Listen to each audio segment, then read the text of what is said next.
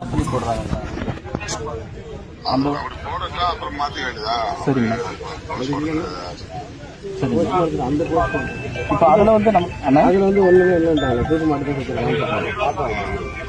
வேற என்னங்க நான் உங்கள்கிட்ட கோரிக்கை வைக்கிறேன். கோரிக்கை வந்து என்ன, நம்ம இப்போ வந்து மர்டர் கேஸ் தான் போட வேணும். ஆனால் அது போட முடியாது, அது போடவும் முடியாது ஆக்சுவலா. சரிங்களா.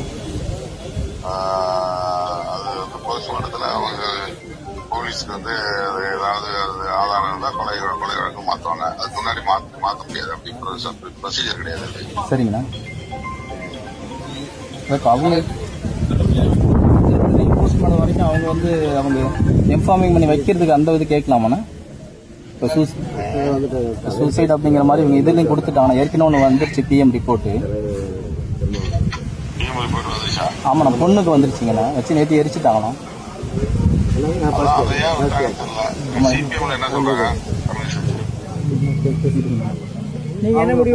நம்ம எடுக்கிற முடிவுக்கு அவங்க கட்டுப்படுறாங்க. அண்ணா சொல்ற முடிவுக்கு அவங்க ஒத்துழைக்கிறாங்கண்ணா. எஸ்பி வந்திருக்காங்கண்ணா, பேசுறீங்கண்ணா? எஸ்பி இங்க இருக்காங்கண்ணா. இந்த வயநாடுல ஒரு கேஸ், அது என்ன செய்யலாம்னு சொல்லிருக்காங்க. என்ன டிமாண்ட் வைக்கலாம் அவங்க வந்து இப்போ 174 போடுறோம். என்னன்னா அமெண்ட்மெண்ட் போடுறோம்ன்றாங்க.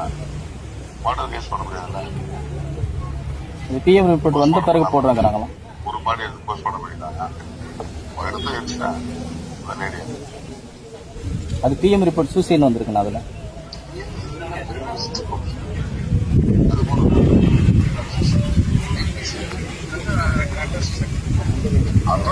போட்டேன்.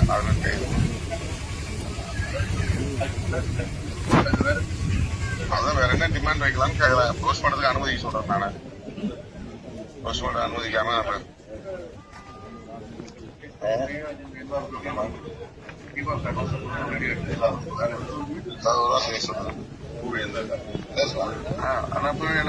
வணக்கம் வணக்கம் வணக்கம் அண்ணா. அந்த இன்வெஸ்டிகேஷன் ஸ்டார்ட் பண்ற நேரத்துல நம்ம கொஞ்சம் வந்து அது டெக்னிக்கலா சப்போர்ட் பண்ணும் போது நம்ம வந்து பொலிட்டிக்கலா இப்ப நம்ம ஒன்றும் பண்ண முடியாது. சரிங்களா. ஃபாரன்சிக் எக்ஸ்பர்ட்ஸ் வந்து ஆய்வு பண்ண சொல்லுங்க. நம்பர் 1 நிறைய அறிஞர்கள் இருப்பாங்க, அறிவியல் உதவியாளர் இருப்பாங்க, ஃபாரன்சிக் ஆபீசர் ஒருத்தர் இருப்பாரு. அவங்களை வந்து இன்வால்வ் பண்ண சொல்லுங்க. நம்பர் 1. ரெண்டாவது டீம் ஆஃப் டாக்டர்ஸ். அந்த வந்து ஃபாரன்சிக் டாக்டர்னு ஒருத்தர் இருப்பாரு. அதுல வந்து அந்த மெடிக்கல் டாக்டர் ஒருத்தர் இருப்பாங்க. அது வந்து யூனிவர்சிட்டி மெடிக்கல் காலேஜ் தான் இருப்பாங்க. ஆமா, அந்த அந்த அந்த இதுல வந்து பிணக்கூடாது ஃபாரன்சிக் எக்ஸ்பர்ட்ஸ், ஃபாரன்சிக் டாக்டர் இருக்கணும் அப்படின்னு சொல்றாங்க. Team of doctors. அந்த டீம்ல ஒருத்தர் வந்து ஃபாரன்சிக் டாக்டரா இருக்கணும். வீடியோ எடுக்க சொல்லுங்க. வீடியோ எடுக்க சொல்லுங்க. முடிஞ்ச பிறகு ஃபாரன்சிக் இது போஸ்ட்மார்ட்டம் ரிப்போர்ட் முடிஞ்ச பிறகு பிரிலிமினரி ரிப்போர்ட்னு ஒரு ரிப்போர்ட் இருக்கும்னா, ரெண்டாவது வந்து ஃபைனல் ஆஃப்டர் விசாரணைக்கு பிறகு ஒரு ஃபைனல் ரிப்போர்ட் இருக்கும். நீங்க பிரிலிமினரி ரிப்போர்ட் உடனே கொடுத்துடணும்னு சொல்லுங்க. அந்த டிமாண்ட் வச்சுக்கோங்க. பிரிலிமினரி ரிப்போர்ட் வந்து நம்ம எங்களுக்கு உடனே கொடுத்துருங்க.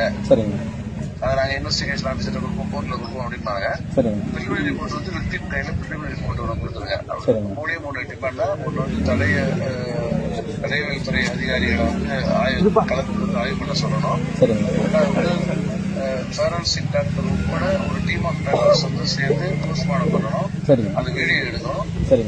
3வது வந்து பிரிலிமினரி ரிப்போர்ட் உடனடியாக கொடுக்கணும். என்ன பண்ண பெண்டிங் விசாரணை எமர்ஜென்சி லெட்டர் அப்படின்னு சொல்லிட்டு கலெக்டர் வந்து பண்ணாருனாக்கா ஃபாரன்சிக் லேப்ல வந்து உடனே ஒரு 1 வீக்ல ஒரு 15 டேஸ்ல அதை வந்து நமக்கு ரிப்போர்ட் கொடுத்துருவாங்க. அது மாதிரி பண்ண சொல்லுங்க. நம்ம போன்ல பேசிக்கலாம். அது வரைக்கும் பாடி இல்லப்பா. அது ஏற்கனவே பொண்ணுக்கு வந்து சூசைட்ல பிஎம் ரிப்போர்ட் வந்துருச்சுங்களா? சரிங்களா.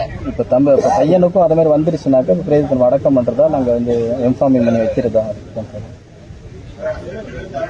அடக்கம் பண்றதா சரியா வரும். வேற என்ன செய்ய முடியும்? சரிங்கண்ணா. அடக்கம் பண்ணிட்டோம்னா திரும்ப ரீபோஸ்ட்மார்ட்டம் அதுல இருந்து ஃபாலோ பண்ணிக்கலாங்க. ரீபோஸ்ட்மார்ட்டம் பண்றதுக்கான தேவையெல்லாம் இல்லைங்க. சரிங்க. நீங்க வந்து இன்டர்னல் உண்டோ எக்ஸ்டர்னல் உண்டோ இருக்குதா இல்லன்னு பாக்கணும். டிஃபென்ஸ் உண்டு எதனா இருக்குதா என்னன்னு பாக்கணும். பாத்துட்டோம்னா இந்த போஸ்ட்மார்ட்டம் ரிப்போர்ட்டே ப்ராப்பரா நடந்துச்சுன்னா ரீபோஸ்ட்மார்ட்டம் தேவையில்லை. சரிங்க. சரிங்க. நன்றி.